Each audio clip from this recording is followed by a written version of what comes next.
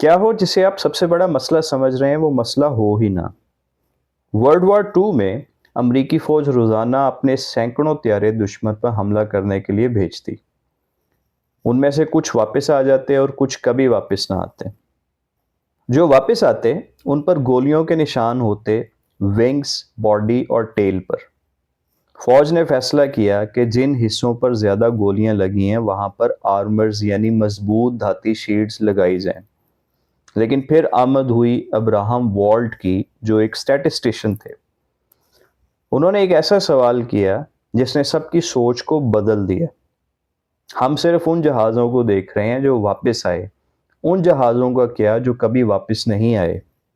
फिर उन्होंने कहा, जिन जहाज़ों के इंजन या कॉकपिट पे गोलियां लगीं वो वापस नहीं आ सके, इसलिए हमारे पास उनका डेटा मौजूद नहीं। यानी असल कमजोरी वो थी जो नजर नहीं आ रही थी। इसी को कहते हैं सर्वाइवरशिप बायस। अच्छी खबर ये थी कि जब आर्मर्स को इन दूसरे हिस्सों पर लगाया गया तो जहाज़ों का सर्वाइवल रेट बढ़ गया। हम भी यही गलती करते हैं। हम सिर्फ कामयाब लोगों को देखते हैं और सोचते हैं कि बस यही फॉर्मूला है। हम बिलियनियर्स की आदत को फॉलो करते हैं, लेकिन उन हजारों लोगों को भूल जाते हैं जो यही सब कुछ करके भी नाकाम रहे।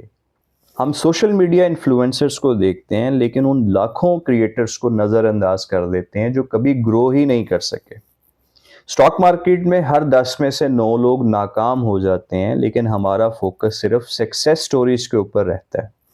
तो याद रखें कि बाज़ औक़ात सबसे अहम कहानियां वो होती हैं जो हमें कभी सुनाई ही नहीं जाती।